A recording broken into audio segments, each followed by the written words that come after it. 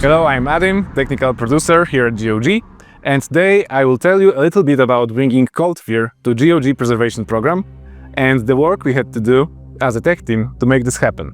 Cold Fear, for us, was a perfect title for the GPP badge. There was a number of issues, but we mainly focused on getting players a way to play the game in panoramic 60:9 screen and getting the game to support modern-day controllers. We built the 60:9 resolutions from ground up. This means HD, Full HD, Quad HD, and 4K resolutions. To achieve this, we not only updated the available resolutions table, but we also scaled the field of view values, adapting for the most optimal FOV horizontal plus support. However, this in turn resulted in the game not rendering every scene elements for such resolutions.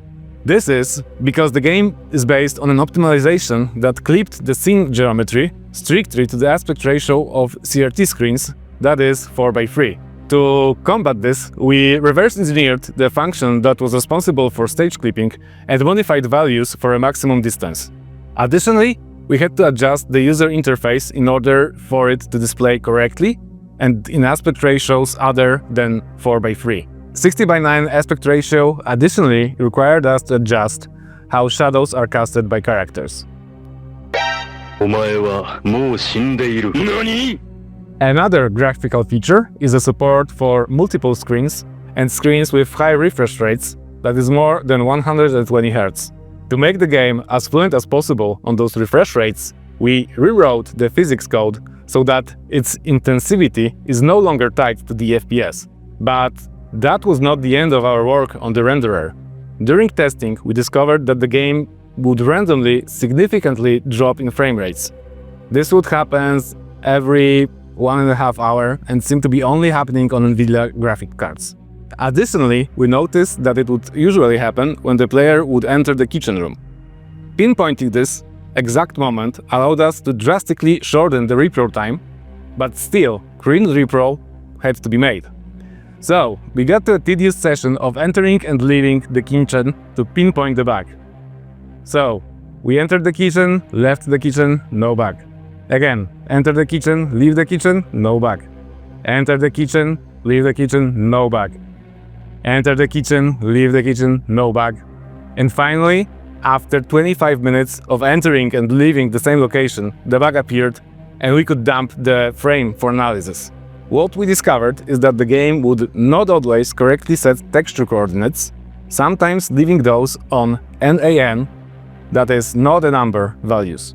Once we fixed this bug, the game would no longer drop frames at random in any condition or any hardware configuration, and the game would remain fluent.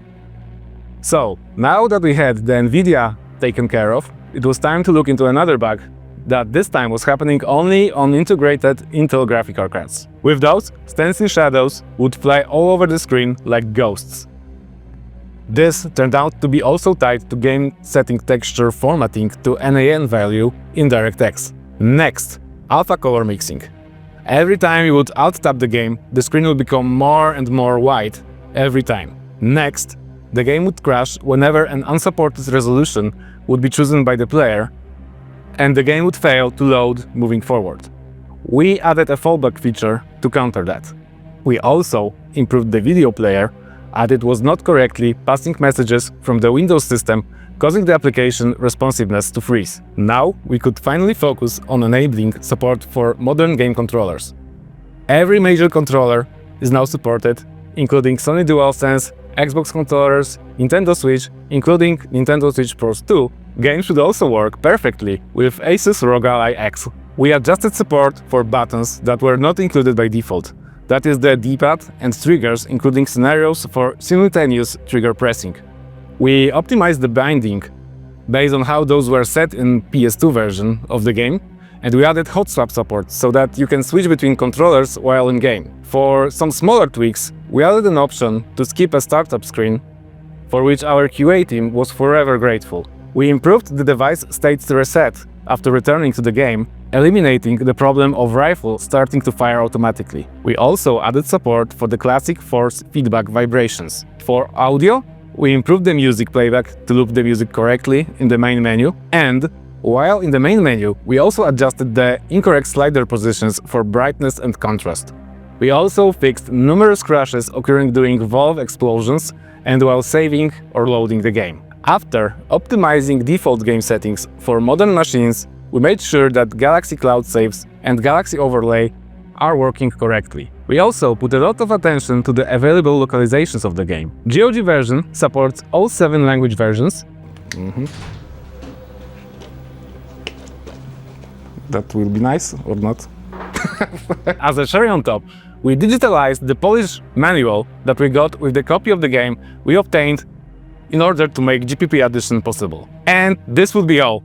I hope you will find much joy in rediscovering this classic. We put a lot of work into it to make sure it's playable on modern machines, and we will continue to support it to make sure it stays that way.